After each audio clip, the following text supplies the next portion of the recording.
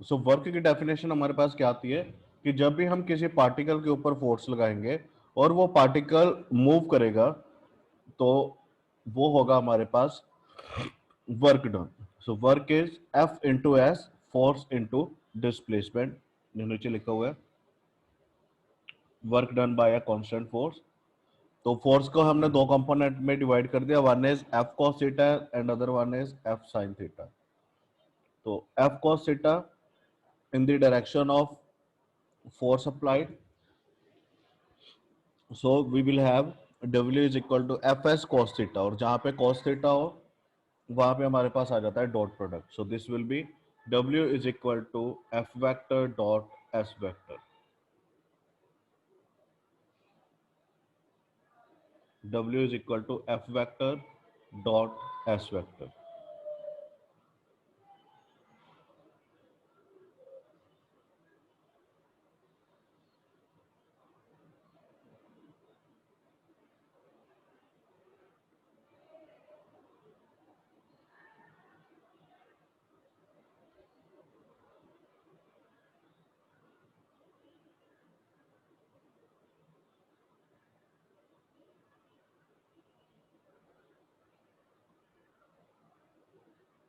Please इसे note कर लीजिए।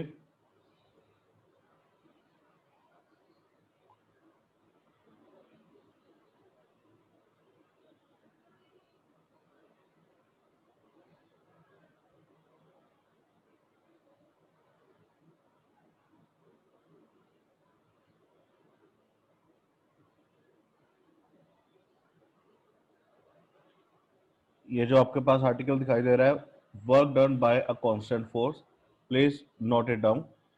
W is equal to F vector dot S vector। जल्दी से नोट करिए इसे।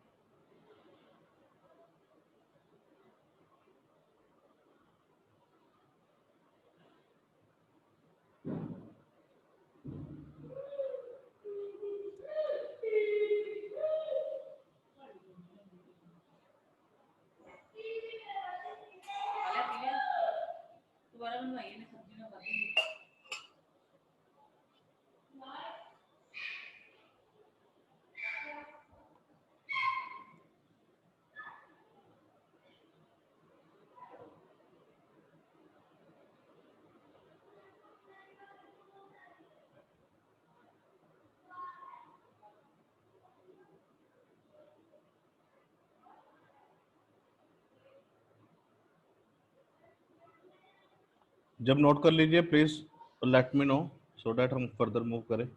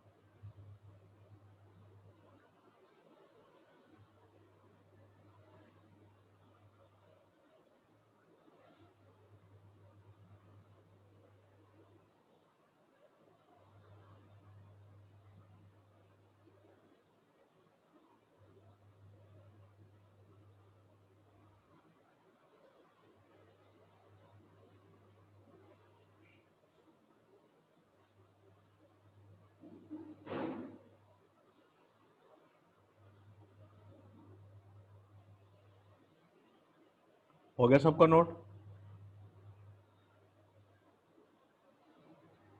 Yes, sir.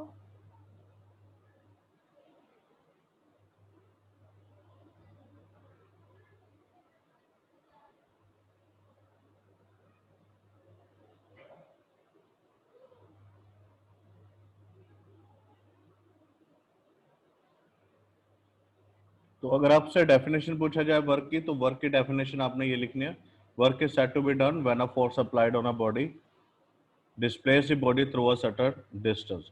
और जब आपके पास आ जाए कि give expression for work done by a constant force, तब आपने नीचे वाला लिख देना। अब जो वर्क है हमारे पास वो तीन तरह का है, one is positive, negative and zero. Positive work कब होगा? जब जिस डायरेक्शन में फोर्स लगा रहे हैं पार्टिकल उसी डायरेक्शन में मूव करेगा। नेगेटिव वर्क कब होगा? जब पार्टिकल ऑपोजिट डायरेक्शन में मूव करेगा। और जीरो वर्क कब होगा? जब पार्टिकल अपनी पोजीशन से डिस्प्लेस नहीं करेगा। जैसे हम किसी दीवार को धक्का लगाएं तो पार्टिकल अपनी पोजीशन से मूव नहीं कर रहा, then it is a zero work.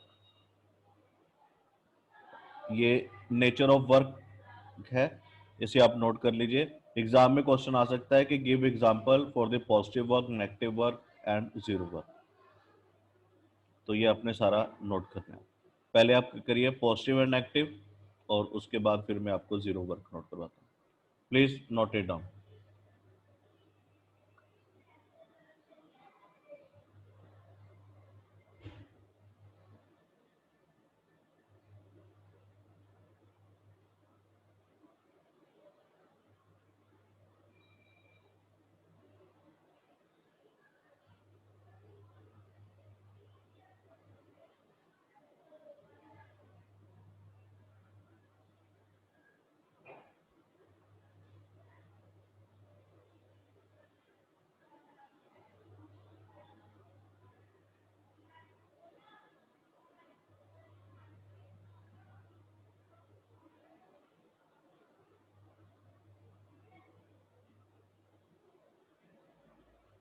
बच्चों प्लीज नोट करिए जल्दी से।